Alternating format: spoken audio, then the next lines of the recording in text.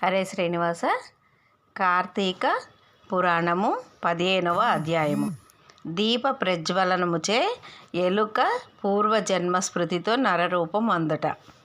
అంతటా జనక మహారాజుతో వశిష్ఠ మహాముని, జనక, కార్తీక మహత్యం గురించి ఎంత వివరించినను పూర్తి కానే రాదు. కానీ మరి ఒక ఇతిహాసము కలదు, తెలియచెప్పెదను. సావధానుడివై ఆలకింపుమని ఇట్లా చెప్పాను. ఈ మాసమున హరినామ సంకీర్తనలు వినుట, చెయ్యుట, శివకేశవుల వద్ద దీపారాధన చెయ్యుట, పురాణమును చదువుట లేక వినుట, సాయంత్రము దేవతా దర్శనము చెయ్యలేని వారు కాలసూత్రమనేడి నరకమున పడి కొట్టిమిట్టాడుదురు. కార్తీక శుద్ధ ద్వాదశి దినమున మనసారా శ్రీహరిని పూజించిన వారికి అక్షయ పుణ్యము కలుగును. శ్రీమన్నారాయణ్ణి గంధ పుష్ప అక్షతలతో పూజించి ధూప దీప నైవేద్యం ఇచ్చిన వెడల విశేష ఫలం పొందగలరు. ఈ విధముగా 1 రోజులు విడవక చేసిన ఎడల అట్టివారు దేవదుందుబులు మ్రోగుచుండగా విమానమెక్కి వైకుంఠమునకు పోవుదురు. 1 రోజులు చేయలేని వారు కార్తీక శుద్ధ త్రయోదశి, చతుర్దశి, పౌర్ణమి రోజులందైనా నిష్ఠతో పూజలు చేసి ఆవునేతితో దీపం ఉంచవలెను. ఈ మహాకార్తీకంలో ఆవు పాలు పితికినంతసేపు మాత్రము దీపం ఉంచిన ఎడల మరుజన్మలో బ్రాహ్మణుడిగా జన్మించును.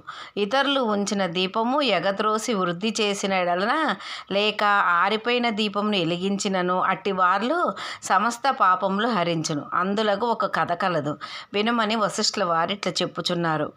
సరస్వతీ నదీ తీరమున శిథిలమైన దేవాలయం ఒక్కటి కలదు. కర్మనిష్ఠుడనే దయార్థ హృదయుడగు ఒక యోగి పుంగవుడు ఆ దేవాలయం వద్దకు వచ్చి కార్తీక మాసమంతయు అచటనే గడిపి పురాణ పఠనం చేయు తలంపురాగా ఆ పాడుబడి ఉన్న దేవాలయమును శుభ్రంగా ఊడ్చి నీళ్లతో కడిగి బొట్టు పెట్టి ప్రక్క గ్రామమునకు వెళ్ళి ప్రమిదలు తెచ్చి దూదితో ఒత్తులు చేసి 12 దీపములుంచి స్వామిని పూజించుచు నిష్ఠతో పురాణం చదువుచుండెను.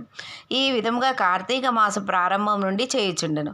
ఒక రోజున ఒక మూషికము ఆ దేవాలయంలో ప్రవేశించి నలుమూలలు వెతికి తినడానికి ఏమీ దొరకనందున అక్కడ ఆరిపోయి ఉన్న ఒత్తిని తినవలసిందేనా అనుకొని నోట కరుచుకొని పక్కనున్న దీపం వద్ద ఆగెను.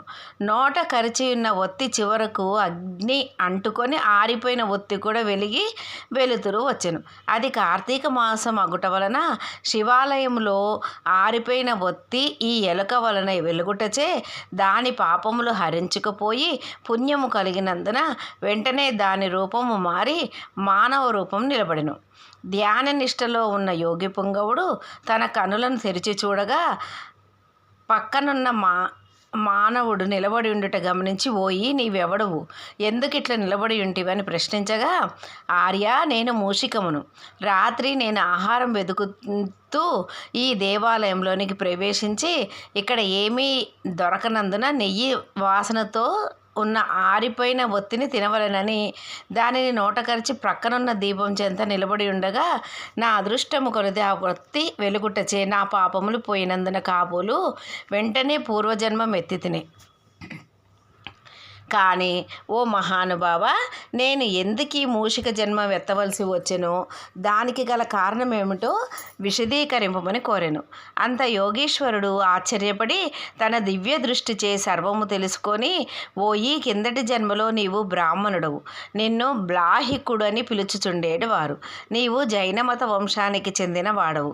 నీ కుటుంబాన్ని పోషించుటకు వ్యవసాయం చేస్తూ ధనాశాపరుడై దైవ పూజలు నిత్యకర్మలు మరిచి నీచుల సావాసం వలన నిషిద్ధాన్నము తినుచు మంచివార్లను యోగులను నిందించుచు పరుల చెంత స్వార్థ చింత గలవాడే ఆడపిల్లల్ని అమ్ము వృత్తి చేస్తూ దాని వలన సంపాదించిన ధనాన్ని కూడబెట్టుచు సమస్త తినుబండారములను కడు చౌకగా కొని తిరిగి వాటిని ఎక్కువ ధరకు అమ్మి అటుల సంపాదించిన ధనము నీవు అనుభవించక ఇతరులకు ఇవ్వక ఆ ధనము భూస్థాపితం చేసి పిసినారివై జీవించినావు. మరణించిన తర్వాత ఎలుక జన్మ ఎత్తి వెనుకటి జన్మ పాపం అనుభవించుచుంటివి. నేడు భగవంతుని దగ్గర ఆరిపోయిన దీపాన్ని వెలిగించినందున పుణ్యాత్ముడివై దాని వలనే నీకు తిరిగి పూర్వజన్మ ప్రాప్తించింది. కాన నీవు నీ గ్రామమునకు పోయి నీ పెరటియందు పాతిపెట్టిన ధనమును త్రవ్వి ఆ ధనముతో దాన ధర్మాలు చేసి భగవంతుని ప్రార్థించుకొని మోక్షం పొందమని అతనికి నీతులు చెప్పి పంపించెను. ఇట్లు స్కాంద పురాణాంతర్గత వశిష్ఠ ప్రోక్త కార్తీక మాహాత్మ్యమందలి పంచదశాధ్యాయము 15వ రోజు పారాయణము సమాప్తము. జై శ్రీమన్నారాయణ.